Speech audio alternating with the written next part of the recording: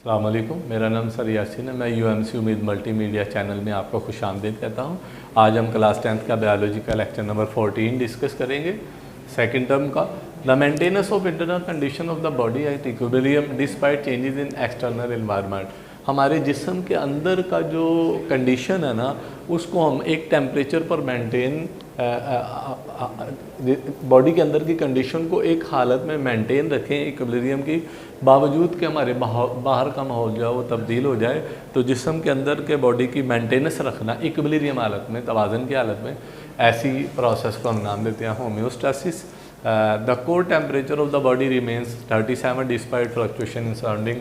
जैसा कि हमारे बॉडी का एक टेम्परेचर है वो 37 रहता है, बावजूद बाहर का इन्वायरमेंट ज़्यादा गर्म हो जाए या बहुत ठंडा हो जाए, टेम्परेचर -2 तक चला जाए, लेकिन हमारी बॉडी का टेम्परेचर 30, यानी हमारे जिस्म का टेम्परेचर को मेंटेन रखा जाता है। तो ये प्रोसेस जो है इक्विलिब्रियम में रखना होम्योस्टेसिस कहलाता है। ब्लड ग्लूकोज, इसी तरह blood glucose level remain 1 gram per litre despite eating a meat rich in. आप कार्बोहाइड्रेट जितनी ज़्यादा मर्जी खा लें, लेकिन ब्लड में ग्लूकोज हमेशा 1 ग्राम पर लीटर ही रहेगा, यानी हमारे जिस्म में ग्लूकोज का लेवल भी मेंटेन रखा हुआ है। हालांकि हमने ज़्यादा कार्बोहाइड्रेट खा ली, लेकिन मेंटेनेंस इक्विलिब्रियम की हालत में रखना ये होम्योस्टेसिस है। Blood body cells need internal environment in which condition do not change much. हमारा बॉडी चाहता है कि हमारे अंदर का कंडीशन ऐसा हो जाए जो चेंज ना हो, एक हालत में ही रहे। होम्योस्टेसिस की एक किस्म है osmo regulation, maintenance of amount of water and salts in the body fluids, blood and tissue fluid. हमारे ब्लड के अंदर और टिश्यू फ्लूइड के अंदर पानी और साल्ट्स की मकदार को मेंटेन रखना, ना कम होने देना ना ज़्यादा होने देना, ये प्रोसेस जो है वो कहलाता है osmo regulation.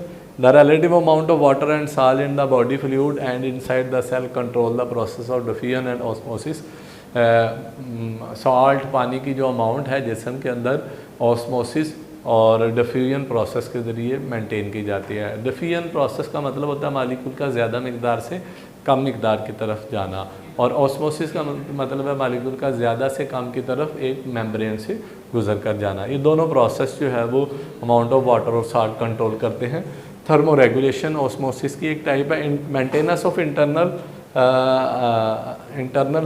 Temperature, the maintenance of internal temperature, जिस्म के अंदर के टेम्परेचर को मेंटेन करना थर्मो रेगुलेशन कहलाता है।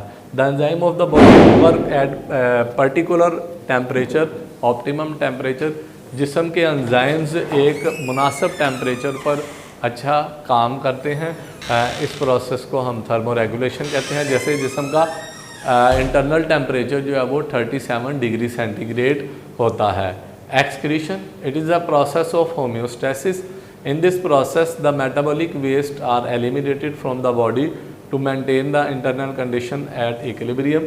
एक्सक्रीशन एक ऐसा प्रोसेस होता है जिसमें जिस्म के अंदर जो मेटाबॉलिक वेस्ट हैं उनको जिस्म से निकाला जाता है, ताकि जिस्म में एक वेस्ट प्रोडक्ट रह सकता है, लेकिन इसका जिस्म से निकालना ज़रूरी है।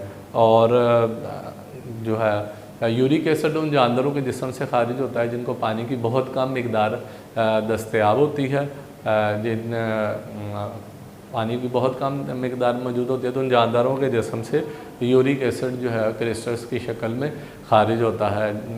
जैसा कि पानी में रहने बेशुमार जानदार वो अमोनिया खारिज करते हैं, ह्यूमंस जो है इनमें यूरिया खारिज होता है, और लिजर्ड वगैरह जिनको पानी बहुत कम अवेलेबल होता है उनके जिस्म से यूरिक एसिड क्रिस्टल की शक्ल में खारिज कर दिया जाता है।